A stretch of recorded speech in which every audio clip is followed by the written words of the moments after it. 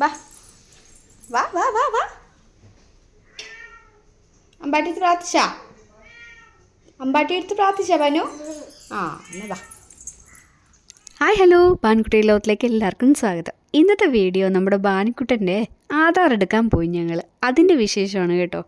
ചേർത്തലയിൽ ഞങ്ങൾ പോസ്റ്റ് ഓഫീസിലാണ് ആധാർ എടുക്കാൻ പോയത്. അരമണിക്കൂർ ഞങ്ങളവിടെ നിന്നു. പക്ഷേ സൈറ്റ് റെഡിയാകുന്നില്ല. എത്ര ശ്രമിച്ചിട്ടും അവിടുത്തെ സ്റ്റാഫ് എത്ര ശ്രമിച്ചിട്ടും സൈറ്റ് സെറ്റാകുന്നില്ല. അങ്ങനെ പിന്നെ ഞങ്ങൾ ഓർത്തു വന്നേ പോയിട്ട് വരാമെന്ന് കരുതി.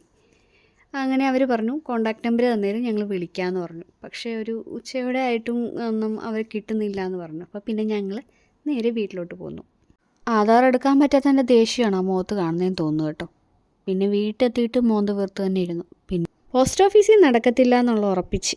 അപ്പോൾ പിന്നെ ഞങ്ങളോർത്തു ഇന്ന് തന്നെ എന്തായാലും അതിനിറങ്ങി തിരിച്ചതല്ലേ, നമുക്ക് എടുത്തേക്കാമെന്ന് കരുതി. അങ്ങനെ ഞങ്ങൾ നേരെ നമ്മുടെ ചേർത്തലയിൽ തന്നെയുള്ള അക്ഷയ സെൻറ്ററിലോട്ട് പോയി. കുട്ടികളുടെ ആധാർ കാർഡ് 1 വയസ്സായ കുഞ്ഞുങ്ങൾക്ക് നമുക്ക് എടുക്കാൻ പറ്റും. അതായത് ഭാനുക്കുട്ടൻ ഇപ്പോൾ 1 വയസ്സ് 4 മാസമായി. ഞാനപ്പോൾ ആധാർ എന്തായാലും എടുത്തേക്കാമെന്ന് കരുതി. പിന്നീട് 5 വയസ്സിന് ശേഷമാണ് ഇത് അപ്ഡേറ്റ് വരുന്നത്. ആധാർ എടുക്കാൻ പോകുമ്പോൾ കുഞ്ഞിൻ്റെ ബർത്ത് സർട്ടിഫിക്കറ്റ് വേണം, കുട്ടിയുടെ അച്ഛൻ്റെ ആധാർ കാർഡിൻ്റെ കോപ്പിയും വേണം. അമ്മയുടെ ഏതെങ്കിലും ഒരു പ്രൂഫ് ഒറിജിനൽ ഒന്ന് കൊണ്ടുപോയിക്കോ, അത് നല്ലതാണ്.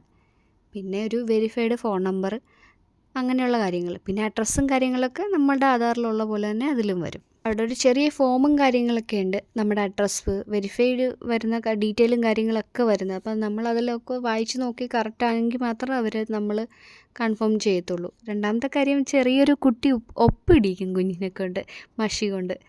അതൊക്കെ അവരുടെ കൈവിരൽ പാടാണ്. പിന്നെ നമ്മുടെ അതായത് അച്ഛൻ്റെ തമ്പ് വെച്ചിട്ടാണ് കൊച്ചിൻ്റെ ഇത് എടുത്തിരിക്കുന്നത്. കാര്യം 5 വയസ്സിന് ശേഷമേ അതൊക്കെ ചെയ്യത്തുള്ളൂ. വളരെ എളുപ്പമാണ്. ഈ പറഞ്ഞ പോലെ തന്നെ അരമണിക്കൂറത്തെ കാര്യം. നമുക്കിത് എന്തായാലും പെട്ടെന്ന് തന്നെ കിട്ടും. തിരക്കും കാര്യങ്ങളൊന്നും ഇല്ലെങ്കിൽ പെട്ടെന്ന് തന്നെ പോയിട്ട് പെട്ടെന്ന് തന്നെ വരാം.